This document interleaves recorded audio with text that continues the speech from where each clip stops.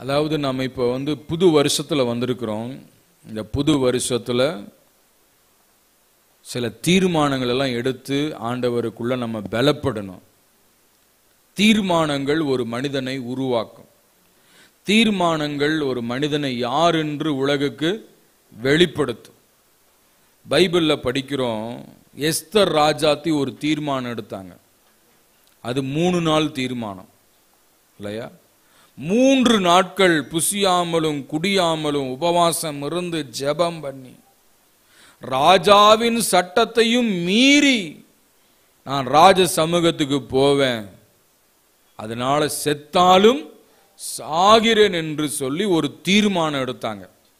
அந்த தீர்மானம் தான் இஸ்ரவேல் ஜனங்களுக்கு ஒரு பெரிய வெற்றியை கொண்டு வந்து ஆதார் மாதம் 13ஆம் தேதி எல்லாரையும் அழிச்சு கொண்டு நிர்மூலமாக்கணும்னு சட்டம் பிறப்பிக்கப்பட்டு அது யாராலும் மாற்றப்படாத ஒரு சட்டமா இருந்தது. ஆனா அந்த சட்டத்தையே என்ன செஞ்சாங்க? தன்னுடைய தீர்மான ஜெபத்தினால மாற்றினார்கள். அல்லேலூயா. அதே போல நம்முடைய வாழ்க்கையில சில தீர்மானங்கள் எடுத்து வாழும் பொழுது ஒரு பெரிய உயர்வை நம்ம சந்திக்க முடியும். அதே போல பைபிள்ல படிக்கும் பொழுது சாத்ராக், மேஷாக், ஆபேத்நேகோ, தானியேல் இவர்கள் எல்லாரும் அந்த பாபிலோன் அரண்மனையில் இருக்கும் பொழுது ராஜாவுடைய போஜனத்தினால் அவங்க எத்தனை வருஷம் சாப்பிடணுமா? 1ஆம் அதிகாரத்துல வாசிக்கலாமே. தானியேல் 1ஆம் அதிகாரத்துல பார்க்கும் பொழுது 3 வருஷமா 1 வருஷமா? 3 வருஷம் எழுத்துக்கள் எல்லாம் அவங்க கத்துக்கணும். எத்தனை வருஷம்? இருங்க சிஸ்டர், அதை ஒண்ணு படிக்காதீங்க. எத்தனை வருஷம் அங்கிருந்து அவங்க எத்தனாவது வருஷம்? பாயிண்டே நீங்க புரியல.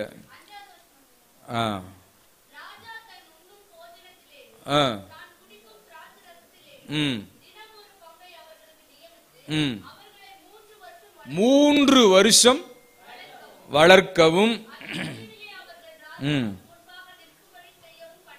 ஆமா, 3 வருஷம் எழுத்துக்களை படிக்கணும், ராஜ சாப்பாட சாப்பிடணும். அப்ப இந்த பிள்ளைகள் தீர்மானம் பண்ணாங்க. எத்தனை வருஷத்துக்கு தீர்மானம் பண்ணாங்க? 3 வருஷத்துக்கு ஒரு தீர்மானத்தை எடுத்தாங்க. என்ன தீர்மானம்? ராஜா உண்ணுகிற போஜனத்தினால் நாங்கள் எங்களை தீட்டுப்படுத்த மாட்டோம் என்று சொல்லி ஒரு தீர்மானம் எடுத்தாங்க. அந்த தீர்மானம் என்ன ஆச்சு? ராஜாவுடைய உணவை சாப்பிட்டவங்களை விட இவங்களை முகத்தை களையுள்ளதாக்கினது, இவர்களை ஞானவான்கள் ஆக்கினது. ராஜா ஞானத்துக்கு அடுத்து எந்த விஷயத்துல இவங்களை கேட்டாலும் என்ன செய்வாங்க? அவங்க பதில் சொல்லுவாங்க. காரணம் என்ன? அந்த தீர்மானம். அல்லேலூயா. மோசே வளர்ந்து பெரியவனான போது ஒரு தீர்மானம் எடுத்தார். என்ன தீர்மானம்? எகிப்தின் பாவ சந்தோஷத்தை அனுபவிப்பதை பார்க்கிலும் எகிப்தின் ராஜாவுடைய குமாரத்தியாகிய அந்த பார்வோனின் மகளுடைய பையன்ற அந்த ஸ்தானத்தை அவர் வெறுத்து, பாவ சந்தோஷத்தை வெறுத்து, தேவ பிள்ளைகளோட துன்பத்தை அனுபவிப்பதையே தெரிந்து கொண்டபடியினாலே மோசே ஒரு பெரிய தலைவனாக உயர்த்தப்பட்டார். அல்லேலூயா. அதை போல நாம் என்ன செய்யணும்? சில தீர்மானங்களை எடுக்கணும். ஒவ்வொரு அரசும் வரும்பொழுது 5 ஆண்டு தீர்மானத்தை எடுப்பாங்க. ஆட்சி இந்தியாவில் 5 வருஷம். 5 ஆண்டு தீர்மானம், 2 ஆண்டு தீர்மானம், 3 ஆண்டு. இந்த 5 ஆண்டுக்குள்ள என்ன செய்யணும்? பாலத்தை கட்டணும், ரோட்டை போடணும், வேலை வாய்ப்பை கொடுக்கணும். தீர்மானங்கள். அதே போல நம்முடைய வாழ்க்கை 2025ல ஆண்டவர் நமக்கு ஜீவனை கொடுத்து வச்சிருக்கிறார். நம்ம நிர்மூலமாகாம இருக்கிறோம். வருஷம் ஆரம்பிச்ச போது நிறைய பேர் செத்து போயிட்டாங்க. ஒருத்தட்ட சொன்னார், ஐயா மாத்தி மாத்தி என்ன செய்யறேன், இளவுக்கே போயிட்டு இருக்கிற மாதிரி இருக்குன்னாரு.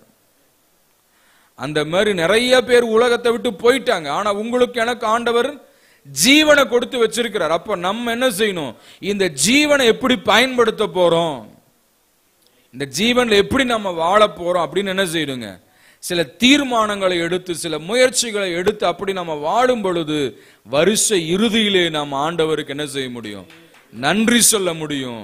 இந்த தீர்மானங்களை இந்த வருஷத்தில் எடுத்த கர்த்தர் எனக்கு உதவி செய்தார், இன்றைக்கு அதுல நான் சக்சஸ் ஆயிருக்கிறேன்னு சொல்ல முடியும். அந்த தீர்மானங்கள் நம்மை உயர்வுக்குள்ள கொண்டு வரும். தீர்மானங்கள் நம்மை ஆசீர்வாதத்துக்குள்ள வழி நடத்தும். அல்லேலூயா.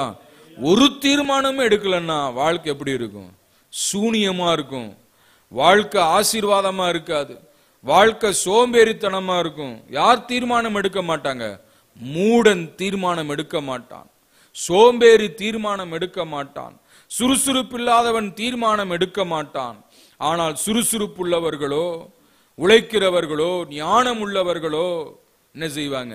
வாழ்க்கையில உயரணும்னு நினைக்கிறவங்க, ஒரு சாதனை புரியணும்னு நினைக்கிறவங்க என்ன செய்வாங்க? தீர்மானங்களை எடுத்து அதற்காக உழைப்பார்கள். அல்லேலூயா. ஒரு இடத்துக்கு நான் போயிருந்தேன். அந்த இடத்துல ஒரு வாசகம் எழுதப்பட்டிருந்தது. என்ன எழுதப்பட்டிருந்தது என்றால், என்ன எழுதப்பட்டிருந்தது சொல்றேன், கவனிங்க. Think big. பெருசா யோசிக்கணுமா? வாழ்க்கையில் என்ன செய்யணும்? பெருசா யோசிக்கணும். பெரிய காரியங்களை யோசிக்கணும். ஆமென். ரெண்டாவது என்ன எழுதி இருந்துச்சுன்னா, ஸ்டார்ட் ஸ்மால். சின்னதா ஆரம்பிங்க. Start small. பெருசா யோசிக்கணுமா? அதை ஆரம்பிக்கிறது சின்னதா ஆரம்பிக்கணுமா? அடுத்த வாசகம் அடுத்தது என்னன்னா, அதெல்லாம் 1 by 1 எழுதி இருந்துச்சு. Move fast. மூவ் ஃபாஸ்ட் என்ன? வேகமாக உழைக்கணும் அப்படின்னு சொல்லி. then you will achieve your goal. புரியுதா உங்களுக்கு? பெருசா யோசிக்கணுமா? சின்னதா ஆரம்பிக்கணுமா? அதுல கடினமா உழைக்க உழைக்க நம்முடைய லக்கை அடைந்து விட முடியும். அதே மாதிரி நமக்குள்ள என்ன இருக்கணும்? ஒரு பெரிய வாழ்வு வாழணும். ஒரு பெரிய யோசனை, ஒரு பெரிய திட்டம், ஒரு பெரிய நோக்கம், ஒரு பெரிய எண்ணங்கள் இருக்கும் பொழுதுதான் ஒரு பெரிய உயர்வை சந்திக்க முடியும். அல்லேலூயா. நான் அடிக்கடி சொல்லிக்கிற, திரும்பவும் சொல்றேன். பைபிள் காலேஜில் நான் படிக்கும்போது சண்டே ஸ்கூல் எடுக்கிறதுக்கு என்னை ஒரு ஆர்ஃபன் ஹோமுக்கு அனுப்பிச்சிருந்தாங்க. அந்த ஆர்ஃபன் ஹோமுக்கு நான் போயிருந்த பொழுது என்னுடைய பழக்கம்னா, ஒவ்வொருத்தையும் என்னவா நீங்க ஆகலான்னு நினைக்கிறீங்க? What is your goal in life? உங்களுடைய நோக்கம் என்ன? என்ன உயரலான்னு சொல்லிட்டு 12வது படிக்கிற பசங்களை இப்ப கேட்டே, அடுத்து என்ன படிக்கலாம்? தெரியலீங்க ஐயான்றான். என்ன சொல்றான் தெரியல. வாழ்க்கையில நோக்கம் இல்ல, லட்சியம் இல்ல. என் சகோதரி, நான் சின்ன பிள்ளையா இருக்கும், அவ சின்ன பிள்ளையா இருக்கும் பொழுது அவள் டாக்டர் ஆகணும்னு ஆசை. டாக்டர் ஆகணும்னு ஆசை. அவ எப்பொழுது டாக்டர்ன்ட்டே இருப்பான். எங்க அம்மாவிட்ட நீங்க கேட்டு பாருங்க. அப்போ கொல்லம்பாளத்தில் குடியிருந்தோம். அங்க ஒரு வாழை மரம் இருக்கும். எங்க வீட்டில் ஒரு வாழை மரம். அந்த வாழை மரத்தில் எழுதி வச்சு சின்சி எம்எஸ்ன்னு எழுதி வச்சிருப்பா. மாஸ்டர் இன் சர்ஜன் எழுதி வச்சிருப்பா. அப்படி ஒரு எண்ணங்கள்லாம் இருந்துன்னு படிச்சா. ஆனா தமிழ் மீடியத்துல தான் படிச்சா. எல்லாம் அந்த அவ படிக்கிற அந்த டைம்ல பார்த்து கரெக்டா என்ன கொண்டு வந்துட்டாங்க, கட் ஆஃப் மார்க் கொண்டு வந்துட்டாங்க. அதுல மார்க் கொஞ்சம் குறைஞ்சிருச்சு. 486 87 வாங்கின 500க்கு. அப்போ அதுல பார்த்தீங்கன்னா கட் ஆஃப் மார்க்ல கொஞ்சம் குறைஞ்சிருச்சு. அதுக்காக திரும்பி இம்ப்ரூவ்மெண்ட்டுக்கும் ராசிபுரத்தில் இருக்கக்கூடிய SRV அங்க கொண்டு போய் சேர்த்தி அங்க படிக்க வச்சோம். பட் அங்கேயும் என்ன செய்யல, அந்த போதிய அளவு மார்க் வரல. எங்க சர்டிபிகேட்ல இந்தியன் கிறிஸ்டியன் இருக்கு. அதனால என்ன, எந்த சலுகையும் இல்லை, மார்க் தான் அப்படின்ட்டாங்க. அதனால அவர் டாக்டருக்கு போக முடியல. அந்த ஒரு ஆசை என்னாச்சு, சின்னதிலே இருந்தபடினாலதான் அந்த மெடிக்கல் ஃபீல்ட்ல போகணும்னு சொல்லி, சரி டாக்டர் தான் கிடைக்கல, நர்சிங் போட்டுன்னு சொல்லி ஃப்ரீ சீட் PSCல கிடைச்சது. அங்க போய் படிச்சு ஆண்டவருடைய கிருபையினால BSc, அதுக்கப்புறம் MSc, அதுக்கப்புறம் என்னென்னமோ கோர்ஸ் எல்லாம் நிறைய ஷார்ட் கோர்ஸ் எல்லாம் படிச்சு அந்த படிப்பினுடைய விளைவு இன்னைக்கு ஆண்டவர் எங்க கொண்டு வச்சிருக்காருங்க, நல்ல ஒரு மேலை நாட்டுல நல்ல ஒரு வேலையில வச்சிருக்கிறார்.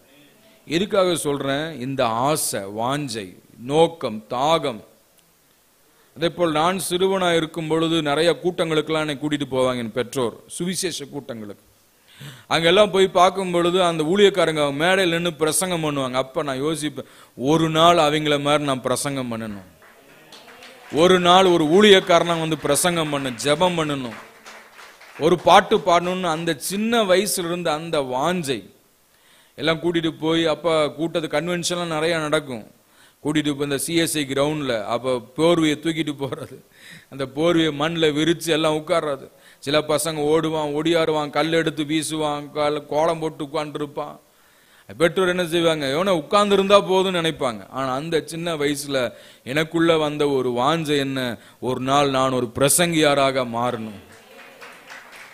அல்லேலூயா. அந்த வாஞ்சை தான் இன்னைக்கு என்னை ஒரு ஊழியக்காரனாக வச்சிருக்கு. அப்போ ஒருத்தன்ட்ட அந்த இதுக்கு போயிருக்கும் போது 200 மாணவர்கள் இருக்கிறாங்க. சண்டே ஸ்கூல் நடத்தும் போது கேட்டேன், ஒரு டே ஃபியூச்சர்ல என்னவா ஆகலான்ட்டு. ஒருத்தன், ஐயா நான் லாரி டிரைவரா போகணும்னா. என்னது? இன்னொருத்தன், நான் ஆட்டோ ஓட்ட போறேன்றான். இதுக்கெல்லாம் பெரிய படிப்பு தேவையில்லை, புரியுது? அப்ப அவனுடைய நோக்கம் என்ன? ஒரு டிரைவரான போதும்.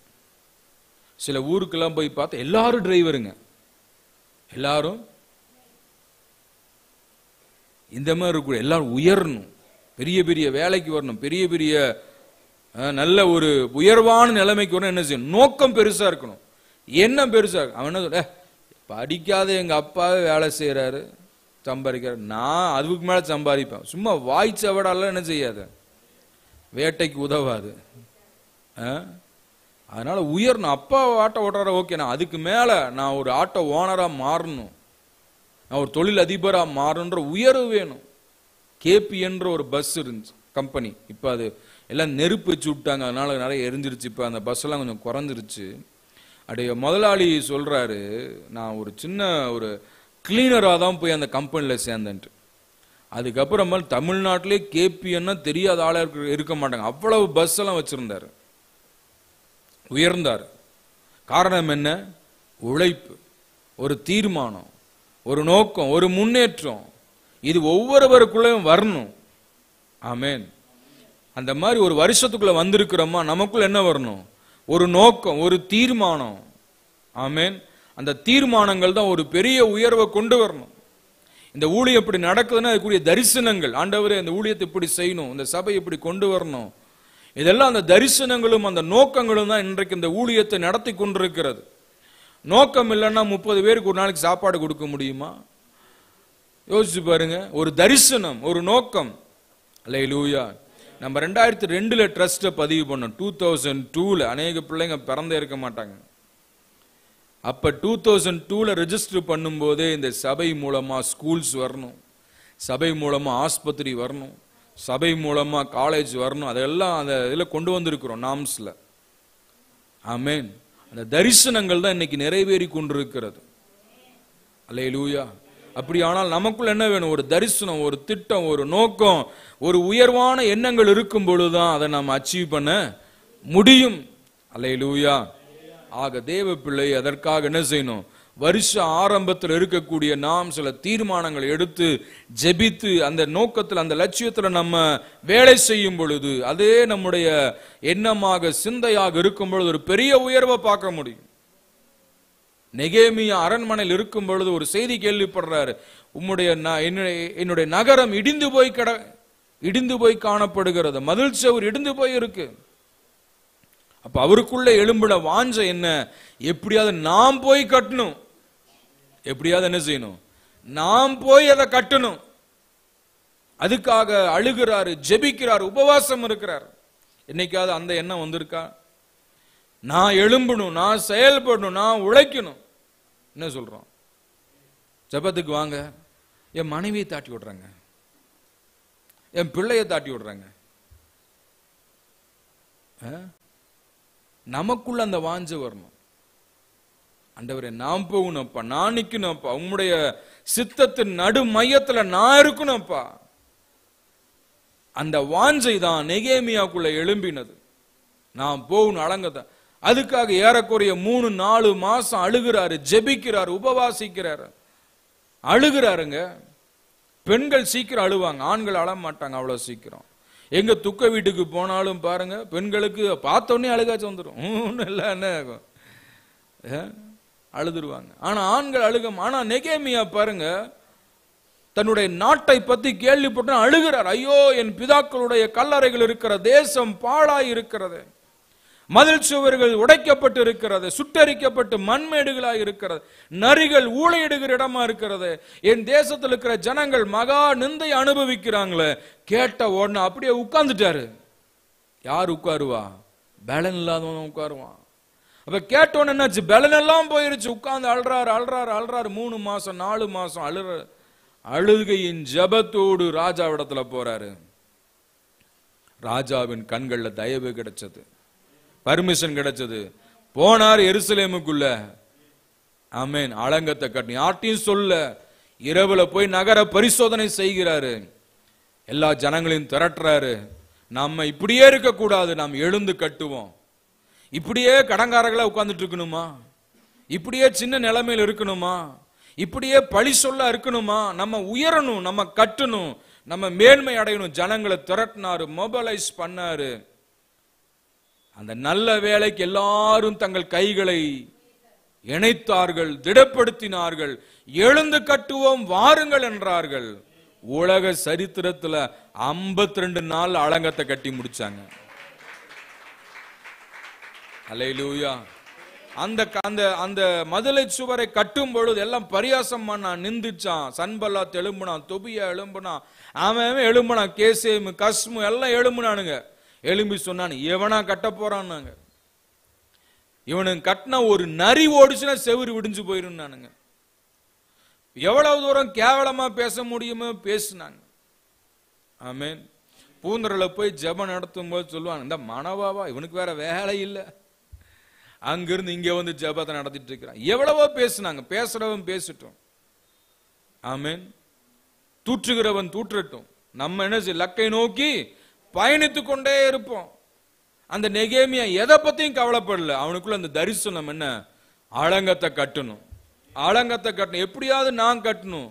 அதுக்காக அவர் சம்பளம் வாங்கல, அதுக்காக அவர் என்ன செய்யல, யார்ட்டையும் கேட்கல. அவர் என்ன செஞ்சாரு? ஜெபத்தோடு அவரவரை எழுப்பி விட்டாரு.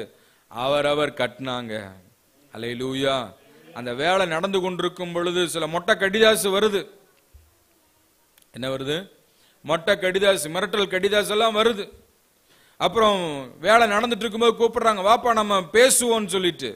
அவர் சொல்றாரு, நான் வருவதனால் என் வேலை மினக்கெடுவானேன். இன்னைக்கு தரிசனத்துல போயிட்டு இருக்கிறோமா, சில இடைஞ்சல் வரும், சில தடைகள் வரும், போராட்டங்கள் வரும். எதை என்ன செய்யக்கூடாது? பொருட்படுத்த கூடாது. அல்லேலூயா.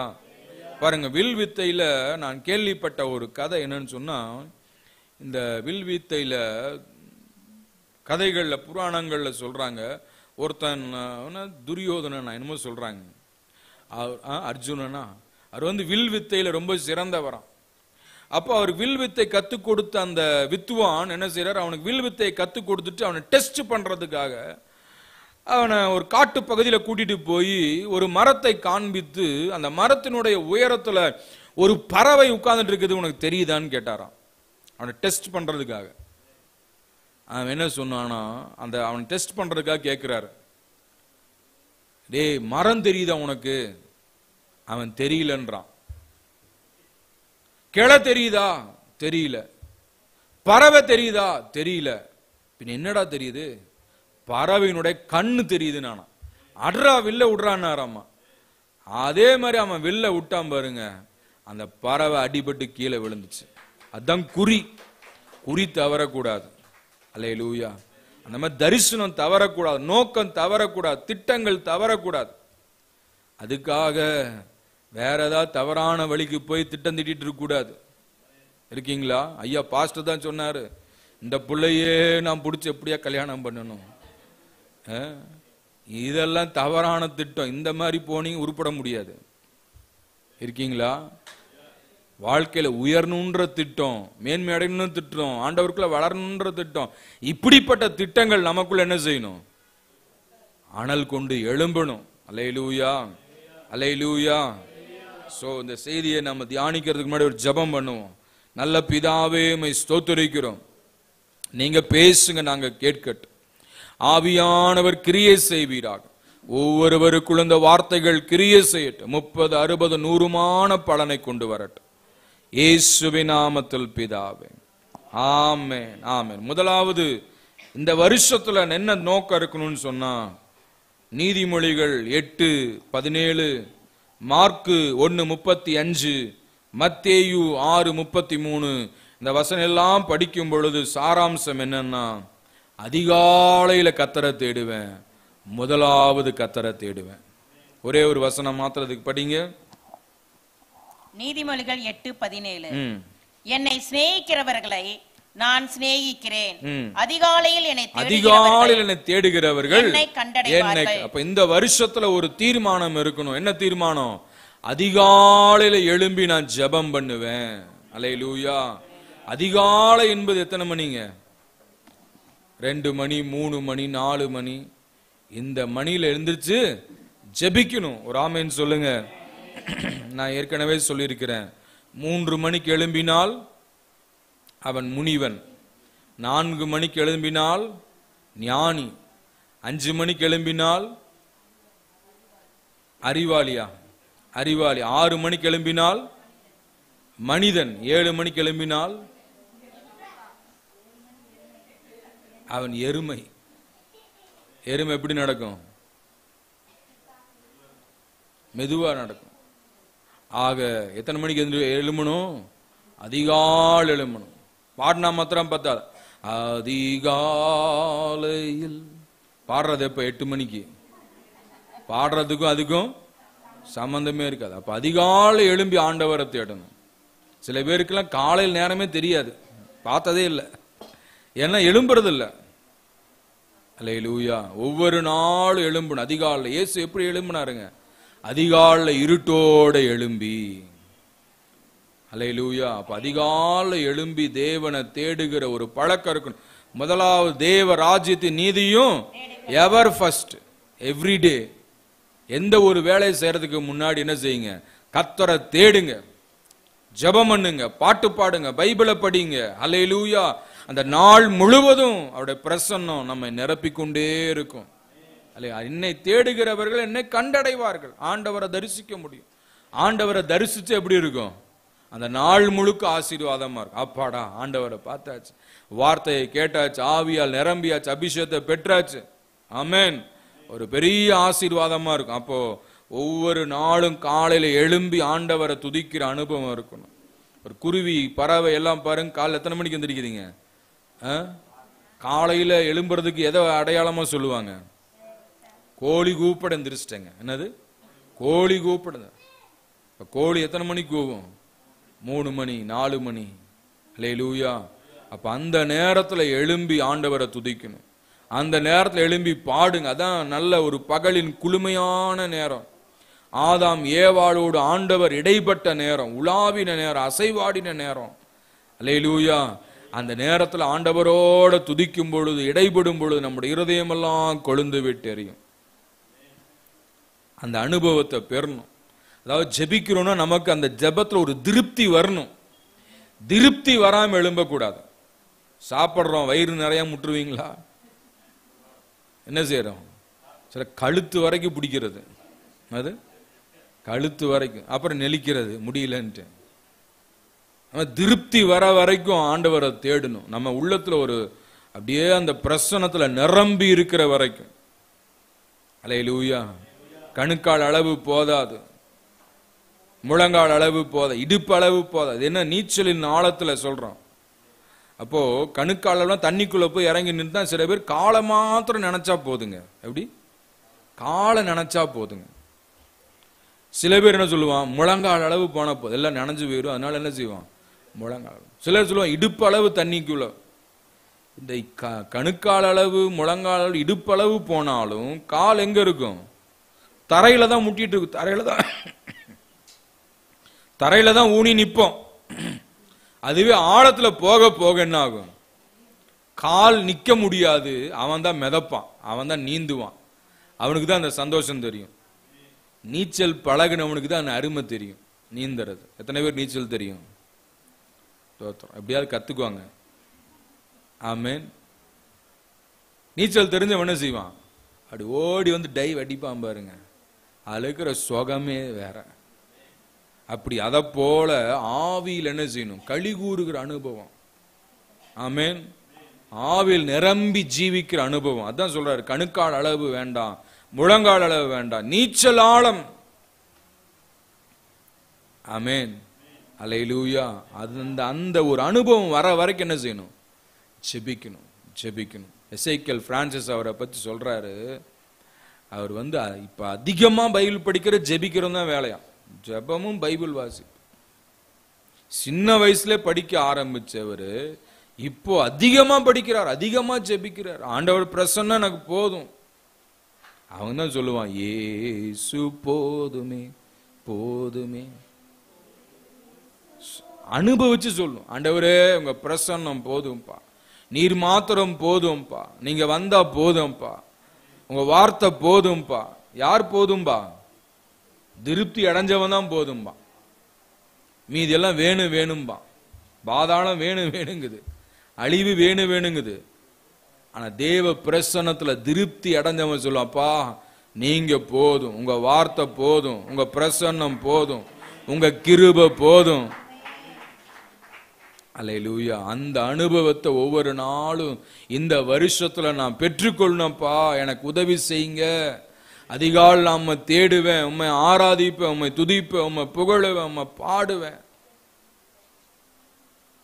உம்மை பாடாமல் யாரை நான் பாடுவேன், உம்மை துதிக்காமல் யாரை நான் துதிப்பேன். ஆண்டவரை பாடாம யாரை பாட போறீங்க? அல்லேலூயா. ஆண்டவரை பாடுங்க, துதிச்சு பாடுங்க. பாடலை எடுத்து ஆண்டவரை துதிங்க. துதிக்க துதிக்க உள்ளம் பரவசம் அடையும். துதிக்க துதிக்க ஆண்டவர் இடைபடுவார். துதிக்க துதிக்க பிரசன்னம் இறங்கும். துதிக்க துதிக்க கட்டுகள் உடையும். பவுலும் சீலாவும் என்ன செஞ்சாங்க? சிறைச்சால உட்காவல் அறையில தொழு மரத்தினால காலை கட்டி வச்சிருக்கும் பொழுது அநேகர் அடித்து அந்த உபத்திரவத்தில் அந்த டஞ்சன்ல இருக்கும் பொழுது என்ன செஞ்சாங்க? நடுராத்திரியில எழுந்து கர்த்தரை பாடினார்கள். பாடுன்னு அந்த இடத்துல ஆண்டவரால் இறங்காம இருக்க முடியல, இறங்கிட்டாரு. சிறைச்சாலை அஸ்திபாரத்தை குலுக்குனாரு, கட்டுகள் அவிழ்ந்தது, சிறைச்சாலை கதவுகள் திறவுண்டது. ஆண்டவரை பாடுற இடத்துல இறங்கி வருவாருங்க.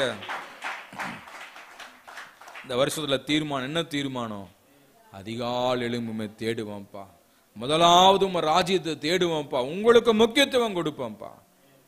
வருஷ இறுதியில சொல்லுவீங்க, இந்த வருஷம் முழுக்க நான் வந்தேன்யா, ஆண்டவர் ஆசீர்வதிச்சிருக்கிறார். இந்த வருஷம் முழுவதும் நான் தேடினேன், ஆண்டவர் ஆசீர்வதிச்சிருக்கிறார். அதான் சாட்சி. அல்லேலூயா. அடுத்த இரண்டாவது பாயிண்ட் என்னன்னு சொன்னா, குடும்பமாக நான் ஆலயத்துக்கு வந்து தேவனை ஆராதிப்பேன். அல்லேலூயா. என்ன செய்யணும்? குடும்பமாய் ஆண்டவரை தேடணும்.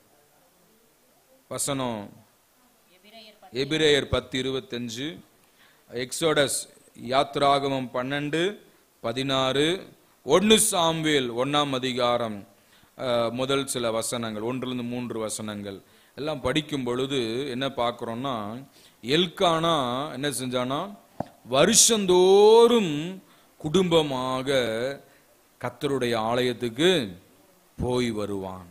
அல்லேலூயா. இந்த ஒரு அனுபவம் நமக்கு வேணும். வாரம் வாரம் வாரம் வாரம் வாரம் வாரம் என்ன செய்யணுங்க?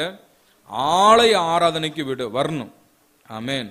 அந்த ஒரு அனுபவம். இதுல ஒரு வசனத்தை படிங்க. எபிரேயர் 10:25. சபை கூடி வருதலை சிலர் விட்டுவிடுகிறது போல நாமும் விட்டுவிடாமல் ஒருவருக்கொருவர் புத்தி சொல்ல கடவோம். நாளானது சமீபத்து வருகிறதை எவ்வளவாய் பார்க்கிறீர்களோ அவ்வளவாய் புத்தி சொல்ல வேண்டும். அல்லேலூயா. இப்போ ஞாயிற்றுக்கிழமை ஆராதனை என்பது ரொம்ப முக்கியம்.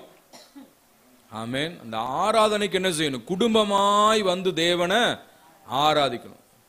சில ஃபங்க்ஷனுக்கு போறோம், எப்படி போறோம்? குடும்பமா போறோம். அந்த மாதிரி ஆண்டவரை ஆராதிக்க எப்படி வரணுங்க? குடும்பம். எல்கானா என்ன பண்ணாரு?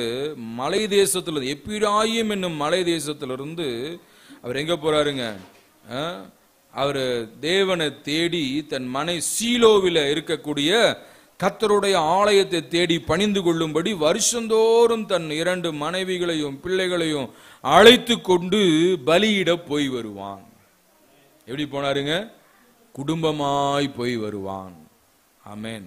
அப்படியானால் தேவ பிள்ளையை நாம தேவனை ஆராதிக்க எப்படி வரணுங்க? குடும்பமாய் வரணும். சிலர் விட்டு விடுகிறது போல. ஏன் விட்டு விடுறாங்க? ஏன் விட்டு விடுறாங்க? ஆண்டவர் மேல வாஞ்சை இல்லை, தாகம் இல்லை. ஆமென். சில காரியங்களுக்கு முக்கியத்துவம் கொடுத்து ஆண்டவரை தேடுறத விட்டு விடுகிறார்கள். எதுக்கு முக்கியத்துவம் கொடுக்குறாங்க? கல்யாணம், கருமாதி, காது குத்து, கட்டிச்சோறு விருந்து, இதுக்கு தான் முக்கியத்துவம் கொடுக்குறாங்க. இப்போ ஆண்டவரா சோறு எப்போ வேணா திங்கலாம், விசேஷத்துக்கு எப்போ வேணா போகலாம். ஆனால் ஆண்டவரை தேடுறது எவ்வளோ பெரிய ஆசீர்வாதம். சில பேர் ஃபங்க்ஷன் ஃபங்க்ஷன் ஃபங்க்ஷன். என்னது ஐயா ஃபங்க்ஷன்? நான் சொல்றேன், உள்ள இன்னர் ஆர்கன்ஸ் எல்லாம் ஃபங்க்ஷன் ஆகாம போயிடும். அப்புறம் சரி ஆக்டிங், ஐயா இங்க ஆக்டிங் ஆக்டிங் கூப்பிட்டாங்க, ஆக்டிங் ஆக்டிங் போனீங்க, ஆக்ட் ஆக முடியாது, இயங்க முடியாது. ஆமென். சில பேர் என்ன சொல்ல, ஓட்டி, என்னது ஓட்டி, ஓவர் டைம், ஓவர் டியூட்டி. ஓட்டி போனீங்கன்னா உங்களுக்கு என்ன ஆகும்? ஐசியூ தான் வைக்கணும். ஆமென். ஆண்டவரை தேடி வாங்க, குடும்பமா வாங்க. ஞாயிற்றுக்கிழமை ஆண்டவரை ஆராதிக்கிறனால சொல்றாரு. யாத்திராகம் 12ஆம் அதிகாரம் 16ஆம் வசனத்துல படிங்களேன். முதலாம் நாளில் பரிசுத்த சபை கூடுதலும், பரிசுத்த சபை கூடுதலும், 7ஆம் நாளிலும் பரிசுத்த சபை கூடுதலும் இருக்க வேண்டும். அவைகளில் ஒரு வேளையும் செய்யப்படலாகாது. அவரவர் சாப்பிடுகிறதற்கு தேவையானதை மாத்திரம் உங்களால் செய்யப்படலாம்.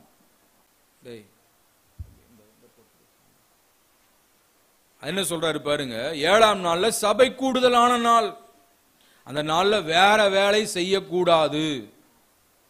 என்ன சொல்றாரு? ஒரு ஆண்டோட கட்டளைக்கு என்ன செய்யணும்? அதனால வேலைக்கு சேரும் பொழுது ஞாயிற்றுக்கிழமை லீவு கொடுப்பீங்களா? அப்படிப்பட்ட வேலைக்கு போங்க. ஆமென். அப்படி அந்த தீர்மானம் எடுத்து பாருங்க, ஒரு பெரிய உயர்வை சந்திப்பீங்க. ஒரு சகோதரன் நம்ம டிரைவிங் ஸ்கூலுக்கு, அவருக்கு சில வேலைக்காக போவேன். அவர் சொல்லியிருக்கிறாரு, ஐயா நான் ஆரம்பத்தில் ஒரு வண்டி தொடச்சுடுறதுக்கு போய் ஒரு தடவை சேர்ந்தேன். அப்பவே நான் சொன்னேன், ஞாயிற்றுக்கிழமை வேலைக்கு வரமாட்டேன், நீ 1 கோடி ரூபாய் கொடுத்தாலும் நான் வரமாட்டேன் அப்படின்னு சொல்லி அந்த தீர்மானத்தில் வைராக்கியமா இருந்தேன். இன்னைக்கு ஆண்டவர் என்ன டிரைவிங் ஸ்கூல்ல ஒரு ஓனரா வச்சிருக்கிறாரு அப்படின்னாரு.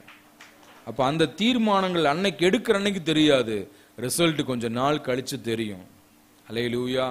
அந்த மாதிரி ஆண்டவரை ஆராதிக்க தீர்மானங்கள் எடுத்து குடும்பமா தேவனை ஆராதிங்க, ஒரு பெரிய உயர்வை சந்திப்பீங்க. என் வாழ்க்கையில ஒரு உயர்வுக்கு காரணம் என்ன தெரியுங்களா? ஆராதனை மிஸ் பண்ணதே கிடையாது. ஆராதனை மிஸ் பண்ணதே. ஒருவேளை நீங்க சொல்லுவீங்க, நீங்க பாஸ்டர், உங்களுக்கு வேற வேலை இல்லை. நாங்க அப்படியா? எங்களுக்கு 1008 வேலை இருக்கு, நாங்க போகணும் வரணும். சந்தோஷம். நான் பாஸ்டர் ஆகிறதுக்கு முன்னாடி சின்ன பையனா இருக்கும் போதும் ஆராதனை மிஸ் பண்ணதில்லை.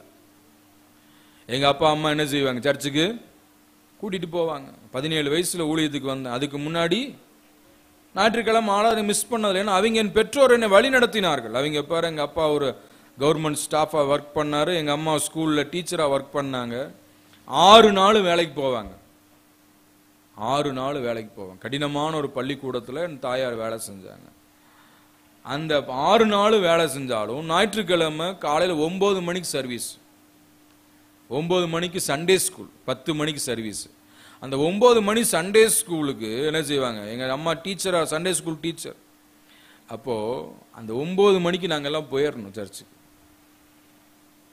அதுக்கு முன்னாடியே எங்க அப்பா போய் மட்டன்லாம் வாங்கிட்டு வந்து சமைச்செல்லாம் பண்ணி சர்ச்சுக்கு போயிட்டு வந்து சாப்பாடு, இப்படியெல்லாம் ட்ரெயின் பண்ணி ஆண்டவருக்குள்ள வளர்த்துனதுனால தான் இன்னைக்கு ஆண்டவர் ஆசீர்வாதமா வச்சிருக்காரு. அல்லேலூயா. அன்னைக்கு எங்க அம்மா அப்பா புலம்பி வாரத்துல 1 நாள் தான் லீவு, அன்னைக்கு தான் துவைக்கணும், அன்னைக்கு தான் சமைக்கணும், அன்னைக்கு தான் ஊர் சேரிக்கு போகணும், நல்லது கெட்டதுக்கு போகணுன்ட்டு இருந்திருந்தா இன்னைக்கு ஆண்டவர் ஊழியத்தை செய்ய முடியுமா? உயர்வை பார்க்க முடியுமா? முடியாது. அன்னைக்கு தீர்மானத்தோட கஷ்டத்தின் மத்தியில அவங்க உழைத்தார்கள், பாடுபட்டார்கள், ஆண்டவரை தேடினாங்க. அதனுடைய விளைவு இன்னைக்கு நாங்க அறுக்கிறோம். அப்படியானால் தேவ பிள்ளை ஆண்டவரை தேடுறதுக்கு என்ன செய்யணும்? முக்கியத்துவம் கொடுக்கணும். அல்லேலூயா. ஒரு ஆமென் சொல்லுங்களேன். தீர்மானம் எடுங்க, இந்த வருஷத்துல நாங்க ஒரு சர்வீஸ் கூட என்ன செய்ய மாட்டோம், மிஸ் பண்ண மாட்டோம். நாங்க ஆண்டவரை தேடுவோம், ஆராதனைக்கு வருவோம். அவர் என்ன சொல்றார்? சமையலுக்கு மாத்திரம், சாப்பிட்றதுக்கு மாத்திரம் ஏதாவது செஞ்சுட்டு என்ன செய், கர்த்தரை தேடுங்க. அதற்கு சித்தமான வருகிற நாட்கள்ல ஈவினிங் சர்வீஸ் தொடங்கலாம்னு இருக்கிறோம். எத்தனை பேருக்கு சந்தோஷம்? அல்லேலூயா. ஈவினிங்ல ஒரு சர்வீஸ். ஏன்னா நிறைய ஜனங்க வர முடியாம இருக்காங்க. அவங்க வருவதற்காக ஈவினிங்ல சர்வீஸ் ஆரம்பிப்போம். ஆமென். அப்போ ஆண்டவருடைய தேட தேட தேட தேட கர்த்தர் என்ன செய்வாருங்க? நம்மை ஆசீர்வதிப்பார், உயர்த்துவார். சோ இந்த தீர்மானம் எடுக்கும், நான் குடும்பமாய் வந்து என்ன செய்வேன்? கர்த்தரை தேடுவேன். எத்தனை பாயிண்ட் சொல்லியிருக்கேங்க? ஒன்னு என்ன? அதிகாலை ஆண்டவர். ரெண்டாவது, குடும்பமா ஆலயத்துக்கு வந்து ஆண்டவரை தேடணும். மூன்றாவது பாயிண்ட் என்னன்னா, ஒரு மாசத்துக்கு ஒருவருக்காவது இயேசுவை பற்றி சொல்லணும். இந்த வருஷத்துல ஒரு மாசத்துல ஒருத்தருக்காவது இயேசுவை பற்றி சொல்லணும்ன்ற ஒரு தீர்மானத்தை எடுக்கணும். அப்போஸ்தலர் 1 கொரிந்தியர் 9:16, அப்போஸ்தலர் 8:4, யோவான் 4ஆம் அதிகாரம் 28, 29, 30. இந்த வசனத்தெல்லாம் நீங்க படிச்சு பார்க்கும்போது ஒரே ஒரு வசனத்தை படிங்க. 1 கொரிந்தியர் 9:16. சுவிசேஷத்தை நான் பிரசங்கித்து வந்தும் மேன்மை பாராட்ட எனக்கு இடமில்லை. அது என்மேல் விழுந்த கடமையாய் இருக்கிறது. சுவிசேஷத்தை நான் பிரசங்கியாது இருந்தால் எனக்கு ஐயோ. ஐயோ. சுவிசேஷத்தை நான் சொல்ல வேண்டும், சொல்லாமல் இருந்தால் எனக்கு ஐயோ. சுவிசேஷம் என்பது என்ன? Gospel. What is gospel? Good news. What is good news? The news about Jesus is good news. Hallelujah. All other news are bad news. The news about Jesus is good news. Hallelujah. Amen. இயேசுவை பற்றிய செய்தியே நல்ல செய்தியாய் இருக்கிறது. Hallelujah. ஆக இந்த gospel அப்படின்றத ரெண்டா பிரிச்சா, go and spell, போய் சொல்லு இயேசு நல்லவர்னு. அல்லேலூயா. ஆக நற்செய்தியை எல்லாரும் அறிவிக்கணும். இது எல்லார் மேலும் விழுந்த கடமையா இருக்கு. அன்றைக்கு மிஷனரிமார்கள் இந்த தேசத்துக்கு வந்து இயேசு நல்லவர் அப்படின்னு சொல்ல நமக்கு அறிவித்தபடினாலே தான் இயேசுவை அறிந்து கொண்டோம், அந்த இரட்சகரை தெரிந்து கொண்டோம். சொல்லுகிறவன் இல்லாவிட்டால் ஜனங்கள் எப்படி கேள்விப்படுவார்கள்? ஆக நாம போய் என்ன செய்யணும்? இயேசு நல்லவர். அல்லேலூயா. அந்த சத்தியத்தை ஜனங்களுக்கு சொல்ல ஒரு மாசத்துல ஒருத்தருக்காவது என்ன செய்யணும்? அந்திரேயா ஒவ்வொருத்தரா இயேசுவிடத்துல கூட்டி கொண்டு வந்தார். அந்த மாதிரி ஒரு ஆத்துமாவுக்கு ஆண்டவரை பத்தி சொல்லுங்க. நான் இப்படி ஒரு கணக்கு சொல்றேன் பாருங்க. ஒரு வருஷத்துல ஒரு ஆள் ஒரு ஆத்துமாவை நாம் இயேசுவுக்குள்ள கொண்டு வந்தால் ஒரு வருஷத்துல 365 நாள். கவனிங்க, நம்ம சர்ச்சில் ஒரு 200 பேர் வராங்கன்னா இந்த 200 பேரும் வருஷத்துக்கு ஒரு ஆத்துமாவை ரட்சிப்புக்குள்ள வழி நடத்தி ஆலயத்துக்கு கொண்டு வந்தா 2வது வருஷத்துல எத்தனை ஆத்துமாக்கள் ஆகும்? 400. அந்த 400 பேரும் வருஷத்துக்கே ஒரு ஆத்துமாவை ஆதாயப்படுத்தி ஆண்டவருக்குள்ள கொண்டு வந்தா 400 800 மாறும். 3வது வருஷத்துல அந்த 800 பேர் ஒரு ஆத்துமாவை ஆண்டவருக்குள்ள ஆதாயப்படுத்தி கொண்டு வந்தா 1600. அடுத்தது 4வது வருஷத்துல 1600 பேர் செயல்பட்டு ஒரு ஆத்துமாவை கொண்டு வந்தால் எவ்வளவு ஆகும்? 3200. 5வது வருஷத்துல அந்த 3200 பேர் ஒரு ஆளை ஆண்டவர் கொண்டு வந்தா 6000. 5 வருஷத்துல எத்தனை ஆயிரும்? யோசிச்சு பாருங்க. Within 5 years church will grow more than 100 times. சபையானது 100 மடங்கு வளர்ந்துரும் இல்லையா? புரியுது உங்களுக்கு சொல்றது? ஒரு வருஷத்துக்கே ஒரு ஆத்துமா கொண்டு வந்தா எத்தனை ஆத்துமாக்கள் ரட்சிக்கப்படுறது? ஒரு ரெப்ரசன்டேட்டிவ் உடைய வேலை என்ன? தன்னுடைய நிறுவனத்தை பத்தி போய் சொல்லுவான். அதான் ரெப்ரசன்டேட்டிவ். அப்ப we are representatives of God, we are ambassadors of God. நம்ம தான் இயேசுவுடைய பிரதிநிதிகள். ஆக நம்ம யாரை பத்தி சொல்லணும்? இயேசுவை பத்தி சொல்லணும். அல்லேலூயா. இயேசு நல்லவர், இயேசு அற்புதங்களை செய்கிறவர், இயேசு குணமாக்குற. உங்க வாழ்க்கையில செய்த நன்மையை சொல்லுங்க போதும். உங்க வாழ்க்கையில் ஆண்டவர் என்ன அற்புதம் செஞ்சார் அதை சொல்லுங்க போதும். ஆண்டவர் கிரியை செய்வார். நம்முடைய வேலை என்ன? விதை போடுவது. தண்ணீரின் மேலும் ஆகாரத்தை போடு, அநேக நாட்கள் கண்டு அதன் பலனை காண்பாள். அல்லேலூயா. நம்ம வேலை விதைக்கிறது. விதை என்பது கர்த்தருடைய வார்த்தை. இந்த வார்த்தையை போட்டுட்டோம்னா போதும், என்னைக்கு இருந்தாலும் ஒரு நாள் என்ன செய்யும்? அந்த விதை முளைக்கும். ஏன்னா அந்த விதைக்குள் ஜீவன் இருக்கிறது. அல்லேலூயா. ஆக சுவிசேஷம் உலகமெங்கிலும் பரவி பலன் தருகிறது. ஒரு சட்டம் ஒருத்தனை திருத்த முடியாது, ஆனா சுவிசேஷம் திருத்திரும். அல்லேலூயா. இந்த சுவிசேஷத்தின் மூலம் எத்தனை குடிகாரர்கள் திருந்தி இருக்கிறாங்க, எத்தனை கொலைகாரர்கள் திருந்தி இருக்கிறாங்க, எத்தனை திருடர்கள் திருந்தி இருக்கிறாங்க, எத்தனை மந்திரவாதிகள் திருந்தி இருக்கிறாங்க. காரணம் என்ன? சுவிசேஷம் அது ரட்சிக்க வல்லமை உள்ளது. அல்லேலூயா. ஆக இந்த வருஷத்துல தீர்மானம் எடுத்து ஒரு மாசத்துல ஒரு ஆத்துமாவுக்காவது சுவிசேஷத்தை அறிவிப்பேன். ஆண்டவரை பத்தி சொல்லு பாருங்க, சொல்லி பாருங்க. உங்க கஷ்டம் எல்லாம் மாறிடும், உங்க பிரச்சனை எல்லாம் மாறிடும். அல்லேலூயா. ஆமென். இயேசு நாமத்தை அறிவிச்சா இன்னல்கள் பறந்தோடும், கஷ்டங்கள் பறந்தோடும். ஆக இயேசுவை பத்தி சொல்லுங்க. இந்த வருஷத்துல தீர்மானம் எடுத்து எப்படியாவது ஒரு ஆத்துமாவுக்கு என்ன செய்வேன்? சொல்லுவேன்ப்பா. ஆமென். மூன்றாவது பாயிண்ட் முடிஞ்சு. நாலாவது, ஃபோர்த்து என்னன்னு சொன்னா, நான் ஒரு சாட்சியுள்ள வாழ்க்கை வாழுவேன். சாட்சி நிறைந்த வாழ்க்கை. சாட்சி என்பது என்ன? மற்றவர்கள் நம்மை பற்றி சொல்லுகிற வார்த்தைகள் தான் சாட்சி. ஆக ஒரு கிறிஸ்தவன் என்றால், ஒரு கிறிஸ்தவள் என்றால் என்ன முக்கியம்? Testimony is very very important. Testimony, சாட்சி முக்கியம். பைபிள்ல படிக்கிறோம், அப்போஸ்தலர் 11:26, யோபு 1:8.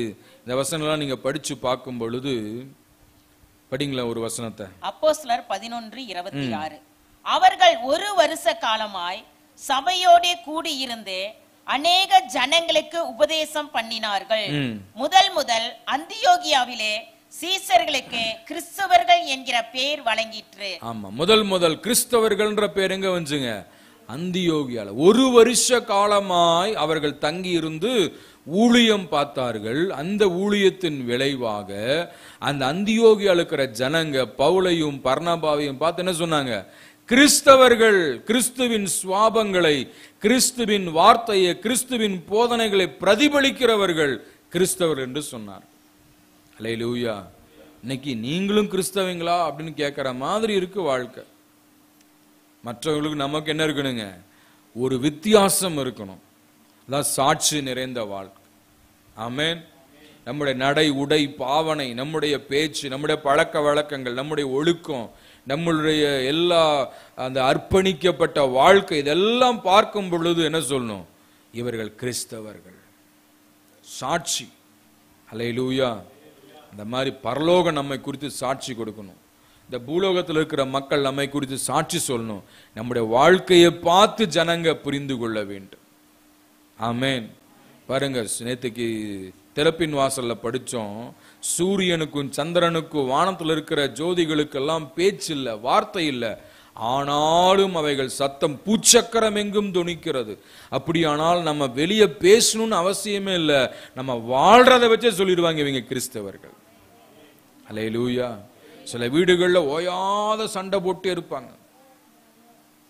பக்கத்துல இருக்கிற என்ன சொல்லுவாங்க? இவனெல்லாம் சர்ச்சுக்கு போய் என்ன பயன்? சண்டையா இருக்கு. இந்த மாதிரியான சாட்சி என்ன செய்யக்கூடாது? இருக்கக்கூடாது. சிலர் போற பக்கம் வர பக்கம் என்ன செய்வாங்க? எதையோ பொருளை தூக்கிட்டு வந்துடுவாங்க, பழங்களை பிச்சுட்டு வந்துடுவாங்க, காய்கறியை பிச்சுட்டு வந்துடுவாங்க. என்ன சொல்லுவாங்க? இவெல்லாம் சர்ச்சுக்கு போய் என்ன பண்ண? இன்னும் கை சுத்தமாகலையே. இருக்கீங்களா? இப்ப சாட்சி முக்கியம். ஆமென். ஆக தேவ பிள்ளைய ஒரு கடைக்கு போறோம், எச்சா காசு கொடுத்துட்டாங்க, நல்லதாச்சுன்னு வாங்கி பாக்கெட்ல போட்டு வந்துடக்கூடாது. என்ன செய்யணும்? ஐயா மிச்சம் நிறைய கொடுத்துட்டீங்க, இந்தாங்க இது உங்க காசுன்னு திருப்பி கொடுத்து பாருங்க. மேலே இங்கேயும் பார்ப்பான். ஏன்னா இந்த காலத்துல யாரும் செய்ய மாட்டாங்க. ஆக நம்ம செய்யணும். அதுதான் சாட்சி வெளிப்படும். நிறைய பேருக்கு உதவி செய்யணும், தான தர்மங்கள் பண்ணணும். திக்கற்ற பிள்ளைகள் இப்படிப்பட்டவங்களுக்கெல்லாம் நம்ம என்ன செய்யணும்? நிறைய உதவிகள் செஞ்சு இப்படியெல்லாம் வாழும் பொழுது ஒரு சாட்சி நிறைந்த வாழ்க்கை.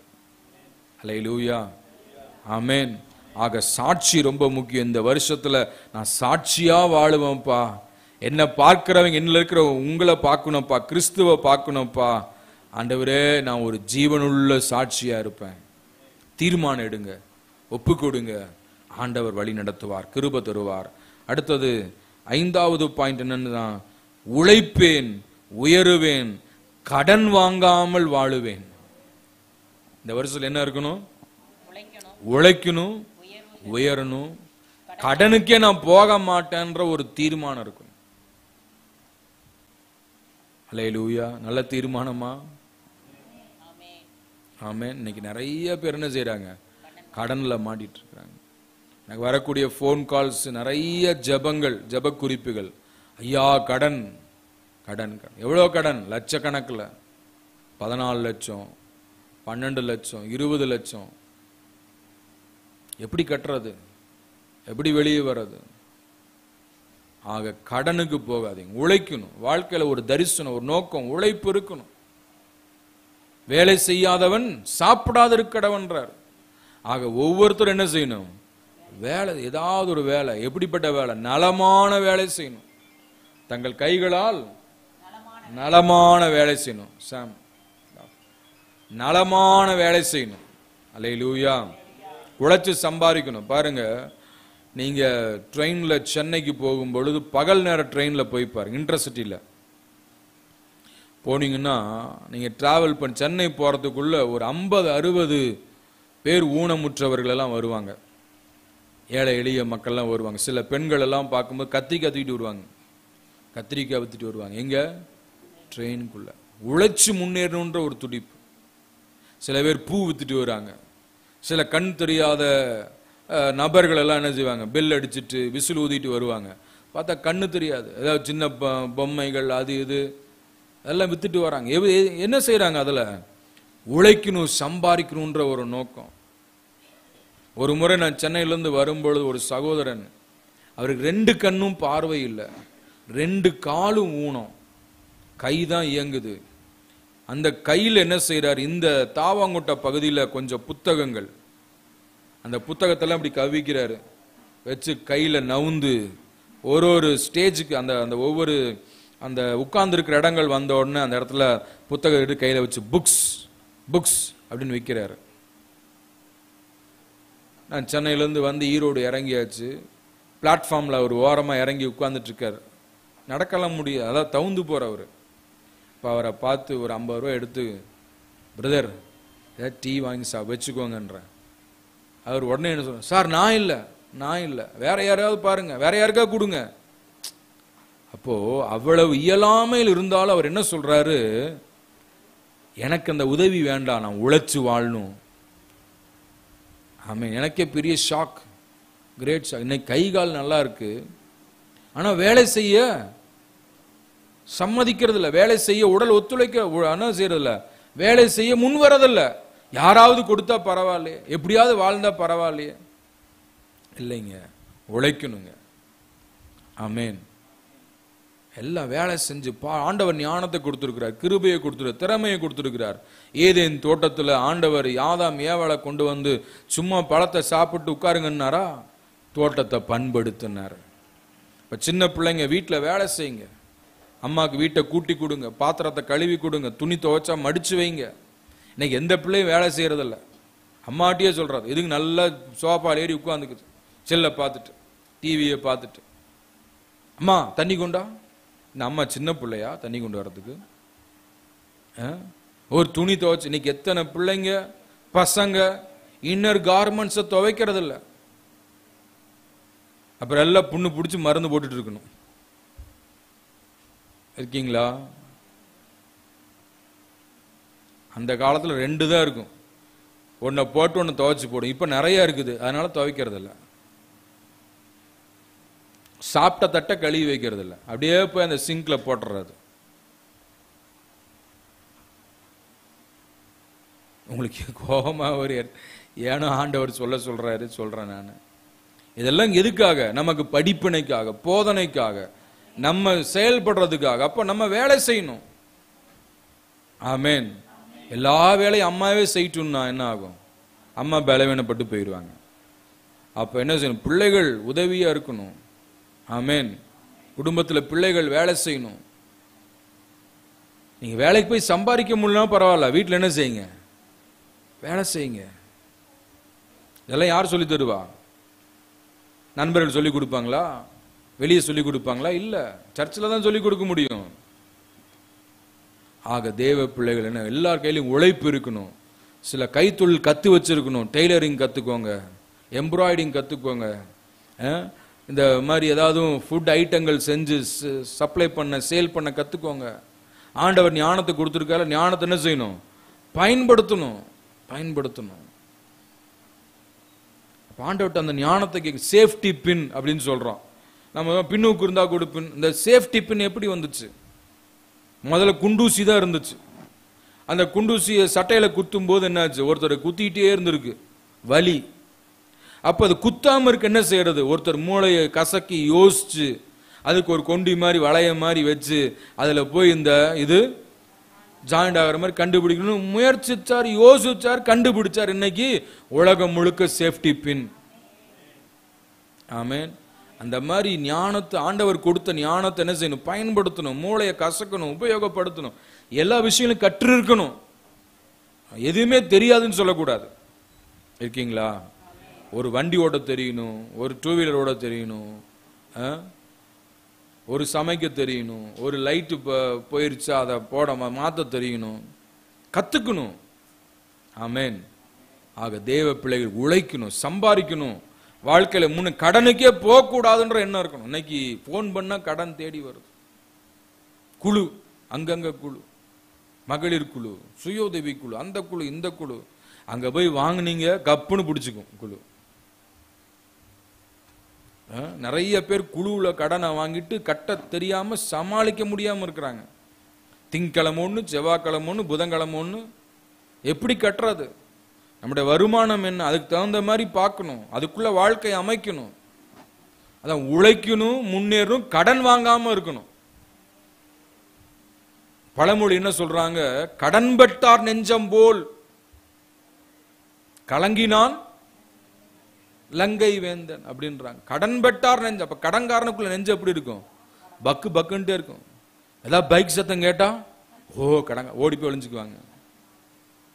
திங்கக்கிழமையான ஓடி போய் ஒளிஞ்சு. என்னது காரணம்? என்ன இருக்கீங்களா? என்னடா என்னை பத்தி அப்படியே சொல்றாரு நினைக்கிறீங்களா? ஆண்டோடைய வார்த்தை ஆலோசனையே சொல்றேன். கடன் இல்லாம வாழணுங்க. கடன்பட்டார் நெஞ்சம் போல். எதுக்கு சொல்றான்? மத்தெல்லாம் சொல்லியிருக்கலாமே. அந்த கடன் வாங்கிட்டு அந்த பக்கு பக்குன்னு இருக்கும். எங்க கடன்காரன் வந்துடுவானோ. அப்ப கடன் இல்லாம வாழ். இந்த வருஷத்துல தீர்மானம் எடுங்க, ₹1 நான் கடன் வாங்க. ஆண்டவர் என்ன சொல்றாரு? நான் உன்னை ஆசீர்வதிப்பதனால் நீ கடன் கொடுப்பாய். நீயோ you will be a lender not a borrower because I am going to bless you. இந்த வருஷம் வாக்குத்தத்தம் என்ன? உனக்காக ஆண்டவர் என்ன செய்வாராம்? ஏற்ற காலத்துல மழையை கொடுப்பார். ஆசீர்வாதமான மழை பெய்யும். உபாகம் 28 என்ன படிச்சோம்? உபாகம் 28:12 படிங்க. ஏற்ற காலத்தில் உன் தேசத்திலே மழை கொடுப்பேன். ஏற்ற காலத்தில் உனக்கு என்ன தேவையோ அந்த காலத்துல மழையை தருவேன். அந்த மழை என்ன செய்யும்? உனக்கு ஆசீர்வாதங்களை கொண்டு வரும்.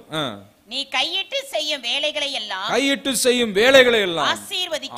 நீ செய்கிற எல்லா வேலையும் ஆசீர்வதிப்பேன். கர்த்தர் உனக்காக தமது நல்ல பொக்கிஷம், ஆண்டவருடைய பொக்கிஷம் வானம், ஆண்டவருடைய பொக்கிஷம் வானம், அந்த வானத்தை திறந்து நான் உன்னை ஆசீர்வதிப்பேன். நீ அநேகம் ஜாதிகளுக்கு நான் உன்னை ஆசீர்வதிப்பதனாலே நீ அநேக ஜாதிகளுக்கு கடன் கொடுப்பாய். நீயோ கடன் வாங்காதிரு. ஆண்டவருடைய வாக்குத்தத்தமே என்ன? நான் உன்னை ஆசீர்வதிப்பேன், ஏற்ற காலத்துல மழை கொடுப்பேன். அப்படின்னு என்ன அர்த்தம்? நம்ம உழைச்சாதானே மழை வரும். சோம்பேறினுடைய வயல் எப்படி இருக்கும்? முள்ளுக்காடா இருக்கும். வேலை செய்யாத வீடு எப்படி இருக்கும்? அழுக்கு பிடிச்ச வீடா இருக்கும். உழைக்கிற வீடு சுத்தமா இருக்கும். அந்த மாதிரி வேலைக்கு போறவனுடைய பாக்கெட்ல பணம் இருக்கும், வேலைக்கு போறவனுடைய பாக்கெட்ல என்ன இருக்கும்? பேப்பர் தான் இருக்கும். சில பேர் பாக்கெட்லாம் பார்த்து எவ்வளவு பெருசு இருக்கும். அத்தனையும் பேப்பராக தான் இருக்காது. ₹1 கூட ரூபா நோட்டே இருக்காது. எல்லாம் கண்ட விசிட்டிங் கார்டு அது இது பேப்பர் எல்லாம் எழுதுனதெல்லாம் இருக்கும். ஆனா பணம் இருக்காது. ஒரு ஊழியக்காரர் சொன்னார், எப்பொழுதும் பாக்கெட் வெயிட்டா இருக்கக்கூடாதுன்னாரு. வெயிட்டா இருந்தாலே காசு இல்லைன்னு அர்த்தம். இருக்கீங்களா? என்ன எதுக்கு சொல்ல வந்தேன்?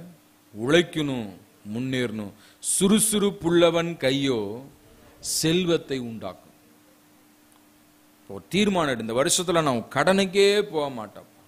சில பேர் பாருங்க, 1000 கொடு, 2000 கொடு, 10,000 கொடு, 50,000 கொடு, ₹1 கொடுத்தாலும் யார் இந்த காலத்தை வட்டி இல்லாம கொடுப்பாங்க? ஒரு மாசத்துல திரும்ப வந்துடும், வட்டி கேட்பான். நிறைய பேர் மீடறதுக்கு முடியாத காரணம் என்ன? வட்டி வட்டி வட்டி. ஆக தேவ பிள்ளை, பேங்க்ல கூட நீங்க போய் வாங்கினீங்கன்னா நம்ம பணத்தை போட்டு வச்சா அவங்க கொடுக்கிற வட்டி கம்மி. நம்ம கை நீட்டி கடன் வாங்கினா நம்மகிட்ட வாங்குற வட்டி ஜாஸ்தி.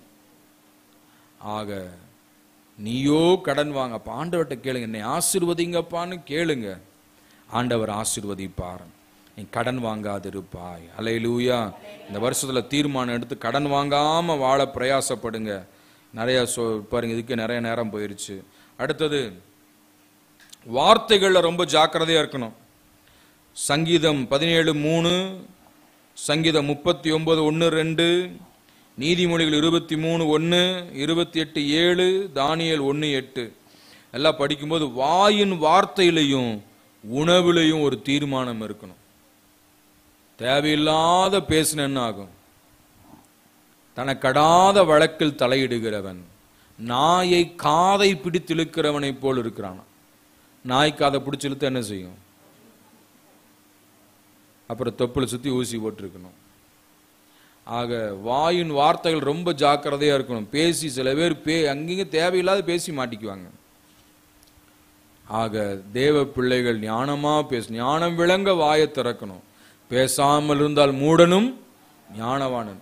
இப்ப வாயில ஒரு கட்டுப்பாடு, வார்த்தையில ஒரு கட்டுப்பாடு. சில பேர் வாயை திறந்தா போதும், டிக்ஷனரியில் இல்லாத வார்த்தையெல்லாம் வரும். புரியுதா உங்களுக்கு? யோசிச்சு சிரிக்கிறீங்க, ரைட்? அந்த மாதிரி வார்த்தைகள் எல்லாம் விட்டுறணும். கோல் சொல்லுகிற வார்த்தைகள், பொறாமை வார்த்தைகள், முன்னுக்கு பிட்டு பின்னுக்கு பேசுற வார்த்தைகள், தேவையில்லாத வார்த்தைகள், இதெல்லாம் வாயில ஒரு தீர்மானம் எடுத்து என் வாய் மீறாதபடிக்கு, சங்கீதம் 17:3, என் வாய் மீறாதபடிக்கு நான் தீர்மானம் பண்ணினேன். நீர் என் இருதயத்தை பரிசோதித்து ராக்காலத்தில் அதை விசாரித்து ஒன்றும் காணாதிருக்கிறீர். என்னை புடமிட்டு பார்த்து ஒன்றும் காணாதிருக்கிறீர். என் வாய் மீறாதபடிக்கு. வீட்டுல ரொம்ப சத்தம் பேசுனா என்ன ஆகும்? வீட்டுல ஓவரா சத்தம் போட்டு என்ன ஆகும்? அடி விழுகும். அப்ப எதுக்கு அந்த வம்புக்கு போகணும்? ஆக வாயில் என்ன செய்யணும்? வார்த்தைகள்ல, பேச்சுல ஒரு கட்டுப்பாடு அவசியம். இவரு சொல்றாரு, சங்கீதம் 19 கடைசியில சொல்றாரு, என் வாயின் வார்த்தைகளும் என் இருதயத்தின் தியானம் சமூகத்துல பிரீதியா இருப்பதா. வார்த்தைகள்ல இந்த வருஷத்துல தீர்மானம் எடுங்க, அனாவசியமா வார்த்தையை பேச மாட்டேன். சில வார்த்தையை கொடுத்துட்டு மாட்டிடுவாங்க. நானாச்சும் உங்களுக்கு வரங்கன்றாங்க, மாட்டிக்குவாங்க, அவ்வளவுதான். நீ சொன்னி இல்ல செய்யும்பாங்க. ஆக வார்த்தையில இந்த வருஷத்துல ஆண்டவர்கிட்ட கேளு, அப்பா ஞானமா பேச எனக்கு உதவி செய்யுங்கப்பா. அதே மாதிரி உணவுல ஒரு தீர்மானம் எடுக்கணும். நீ ராஜா முன்பதாக உட்கார்ந்து இருந்தா சாப்பாட்டை பார். நீ சாப்பாட்டு பிரியணும், தொண்டையில கத்திய வை. வாயில போறதெல்லாம் உடலுக்கு கேடை கொண்டு வரும். நிறைய சாப்பிட்டா என்ன ஆகும்? தொந்தரவு வரும். ஆக வாயில கட்டுப்பாடா இருக்கும். வார்த்தைகள்ல இந்த வருஷத்துல கேளுங்கப்பா, எனக்கு கற்றுக் கொடுத்துருக்கிறீங்கப்பா, நல்ல ஆலோசனை வருஷ ஆரம்பத்துல கொடுக்குறீங்கப்பா, அதை கடைபிடித்து வாழ் எனக்கு உதவி செய்யுங்க. அடுத்த கடைசியா வருகைக்கு ஆயத்தப்படணும்.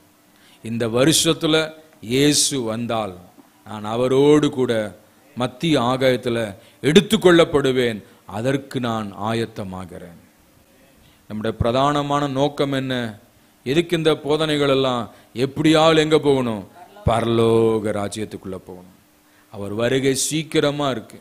எப்ப வருவாருன்னு தெரியாது. திருடன் வருகிற பிரகாரமாக வருவேன்னு சொல்லியிருக்கிறாரு. அவர் வரும் பொழுது அவர் சத்தத்தை கேட்டு என்ன செய்யணும்? அவரோடு கூட எடுத்து கொள்ளப்படணும். அதற்கு நான் ஆயத்தமாய் வாழுவேன். 5 கன்னிகைகள் ஆயத்தமா இருந்தாங்க. 5 கன்னிகைகள் ஆயத்தம் இல்லாம இருந்தாங்க. ஆயத்தமா இருந்த 5 பேர் பிரவேசித்தார்கள் மணவாளனோடு. ஆயத்தம் இல்லாதவர்கள் போக முடியல. ஆக ஆயத்தமா இருப்பேன்ப்பா. இந்த வருஷத்துல நம்முடைய வருகை இருக்குமானால் அதில் பங்கடைய என் பரிசுத்தத்தை காத்து கொண்டு நம்முடைய வருகையை நான் எதிர்பார்த்து கொண்டிருக்கிறேன். அல்லேலூயா, ஆமென். ஆக தேவ பிள்ளையே, இந்த 7 தீர்மானங்கள் எடுத்து இந்த வருஷத்துல ஒரு பெரிய ஒரு சாதனை வீரர்களாக நம்ம மாறணுன்றதுக்காக தான் இந்த வார்த்தை ஆண்டவர் கொடுத்திருக்கிறார். ஆக முதல் பாயிண்ட் என்ன? அதிகாலையில் ஆண்டவரை தேடுவேன். முதல்ல ஆண்டவரை தேடுவேன். 2வது பாயிண்ட் என்ன? குடும்பமாய் ஆலயத்துக்கு வந்து தேவனை தேடுவேன். 3வது பாயிண்ட் என்னங்க? ஒரு மாசத்துக்கு ஒருவருக்காவது சுவிசேஷத்தை அறிவிப்பேன். 4வது சாட்சியாக ஒரு வாழ்க்கை வாழுவேன். 5வது பாயிண்ட் உழைப்பேன், உயருவேன், கடன் வாங்காதிருப்பேன். 6வது பாயிண்ட் வாயில கவனமா, வார்த்தைகள்ல கவனமா இருப்பேன், சாப்பாட்டுல கவனமா இருப்பேன். தீர்மானம் எடுங்க. 7வது பாயிண்ட் அவர் வருகைக்கு நான் ஆயத்தமாயிருப்பேன். அல்லேலூயா. இதெல்லாம் இதையே சிந்திங்க, யோசிங்க, அர்ப்பணிங்க, ஒப்பு கொடுங்க, தீர்மானம் எடுங்க. ஆண்டவர் இந்த கர்த்தரை சித்தமாய் வருகை தாமதமானால் ஆண்டவர் நம்ம ஜீவனோடு வைத்திருந்து 2025 டிசம்பர் கொண்டு வந்தால் இப்படிப்பட்ட தீர்மானம் எடுத்தவங்க ஒரு பெரிய சாட்சியாக நிற்க முடியும் என்று சொல்லி இந்த செய்தி நிறைவு செய்கிறேன். கர்த்தர் நாமம் மகிமைப்படுவதாக. நல்ல வசனங்களுக்காக தேவனை ஸ்தோத்திரம் பண்ணுவோம்.